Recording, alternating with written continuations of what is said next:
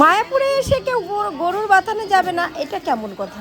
আমি হিন্দু, আমি সনাতন ধর্ম করি, আমি সনাতনীয়, তাই বলছি আমরা সবসময় যখনই মায়াপুরে বৃন্দাবনে যেখানেই যাই না কেন আমরা কিন্তু গোবাথানে যেতেই মানে আমাদের বাধ্যতা, আমাদের যেতেই হয় আমাদের গোমাতাকে পুজো করার জন্য। দেখো কত টাকা দিয়েছে এখানে, গোমাতার খাওয়ার রেডি করে রেখেছে।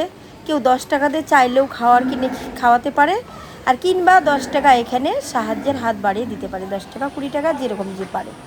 এই যে দেখো গরু কত সুন্দর, কীরকম গরু পালিত হচ্ছে সবটাই কিন্তু এই ভিডিওতে আছে। কিন্তু আমি অনেক ভিতরে যেতে পারিনি, কারণ তোমাদের দাদা ভাইয়ের শরীরটা খুবই খারাপ ছিল, গরমে তিনি হাঁপসে গেছিলেন। আর ওনার কিন্তু শরীরে একটু বেশি সুগার ছিল, প্রচুর গরম সহ্য করতে পারছিল না, তাই জন্য কিন্তু আমরা একটু ঘুরতে বেশি পারিনি।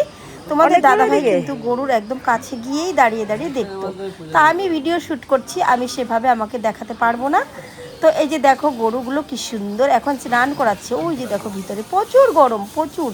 এই জায়গায় যে এত গরম, এই সময় আমি বলবো তোমাদেরকে গরমে কেউ আসবে না। দেখো গরুগুলোকে স্নান করাচ্ছে, আর স্নান করানোর যেরকম বাইক, ও দেখো গরুটাকে গোমাতাকে হাতিয়ে দিচ্ছে। যেরকম বাইককে সার্ভিসিং সেন্টারে নিয়ে গেলে যেরকম রাখে সেরকম একটা জায়গা বানিয়ে তারপরে কিন্তু গরুকে স্নান করানো হয়। প্রচুর যত্ন করে এখানে, গাই গরু বলো যাই হোক না কেন।